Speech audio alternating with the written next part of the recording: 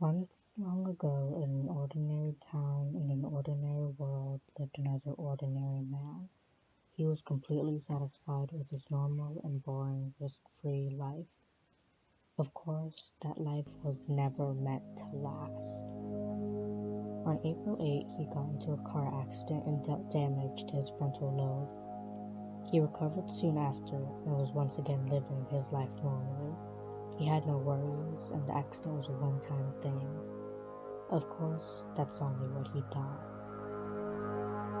His hand had started to act on its own accord, but he thought that it was just him and let the thought drift from his mind.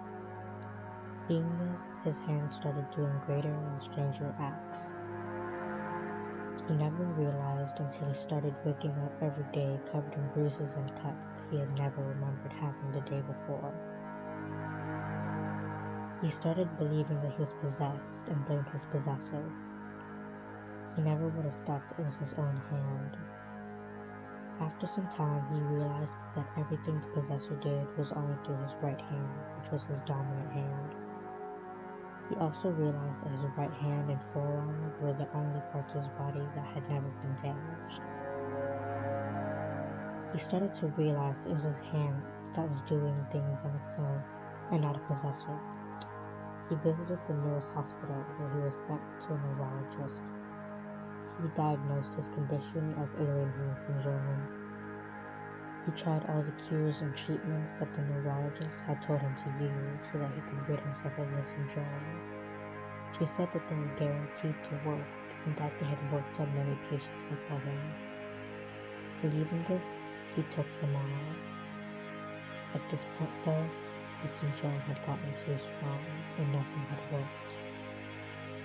Alarmed by this information, the neurologist put him under close observation, did many tests, and took many samples of DNA from him.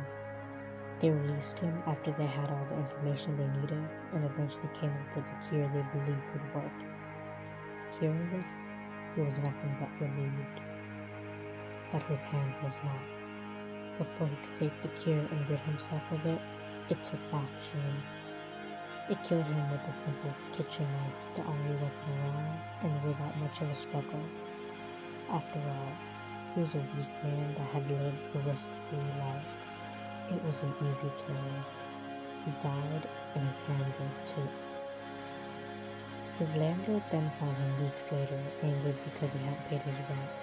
Instead of finding the man, though, he found his decaying corpse instead. Frightened, he called the cops, and they took up the case.